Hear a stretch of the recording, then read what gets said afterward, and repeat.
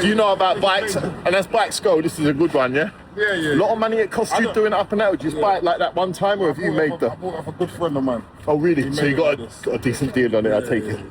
It's lovely. It's lovely. But be careful. I beg you. Listen, this is serious now. And actually, this might be the reason that you met me. Yeah? Be careful. Remember my words. I've got a cousin. Oh, well enough, forget about it. We don't take them squares, man. We're on the bike, man. We don't take the bad story. Let me tell you the story. No, I'm not going to give you the gory details, but let me tell you, she was in Hollywood, my cousin, beautiful. Her name is Caroline. She was about to become a movie star. She went riding on another actor's bike, and they crashed and it didn't happen. She was 21. 21.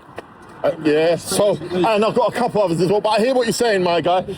Don't put that badness in my mind. No, but seriously though, for some reason, I think maybe it was worth telling you. Get me? You'll remember that when you put your foot down next, then you'll stop. You understand? See you later, guys. That's it, more Mandem. You have to know who you can and can't act a clown in front of us, you understand? A certain man won't tolerate it, and then neither would I back in the day. And like I said, real recognise real. I know who I'm talking to. I'm aware of my surroundings. What's going on? Love, you good? Yeah, I'm aware of who I'm talking to, my surroundings, all the time. And I pay respect where it is due. That makes you 23 knows the real G when he sees one. And that, my friends, is not one. You alright, sir?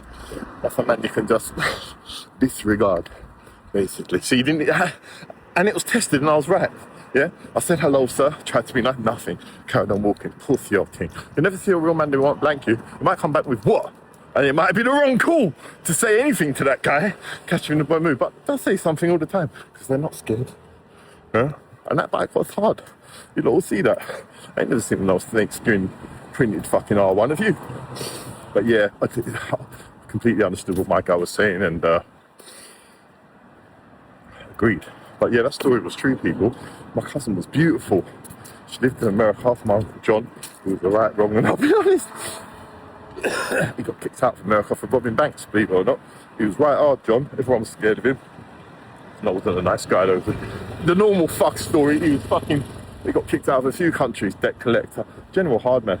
I've heard stories about John, who's my dad's brother, from my dad, about him getting in bar fights, punching man, and then going from one side of the bar to the other in the air. Like, literally, so many different stories. Like, do you remember that time, John? And everyone loved him, even though he's dangerous and a bit... No, he wasn't mad, he was very smart, but they called him mad. But everyone loved him because he was such a character. He had so much I loved him. And out of all the fucking...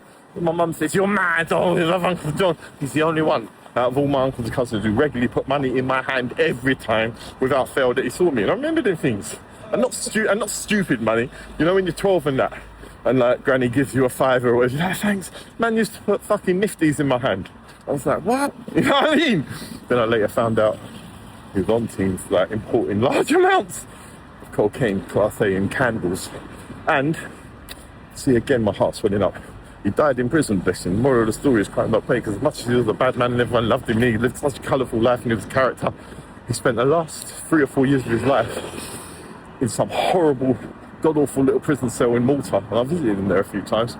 And fuck me, it was sad because he aged so much. And they killed him off. Basically, and there's what we reckon happened because we wasn't living there, but we was getting the updates. My dad was trying to send him money to. They took a disliking to him in the same way the police. If you ever get a name for yourself and known, they give you a hard time when they get hold of you, like they did Charlie Bronson. There's a bit like that what they done to my Uncle John, and it breaks my heart that he finished that way. Yeah, but still, he was wrong for robbing those banks and shit. I never really, because he wouldn't discuss it. You know what I mean? I was just a kid to him. He wouldn't tell me the details. You know, but I don't know why he did it. Was he on drugs? Was he? I know that he was importing coke in his later life. He must have been taking it, is what I guess, but didn't show. You know what I mean? Certainly wasn't a cat. One of them people that's doing moves on things, but does, you know what I mean? Parties as well. There are people out there too. Just because the man sniffed coke doesn't mean they're a dickhead. Trust me. Huh? Crack, heroin, yeah. Whether they're a dickhead or not, they're not going to be much use to anyone whilst they're doing that stuff, you know? It's fucking changes you massively. But yeah, Uncle John, bless him. I don't know what he was up to on the day-to-day thing, but I've heard all the stories. He's a legend in the in my bloodline. But anyway. Follow,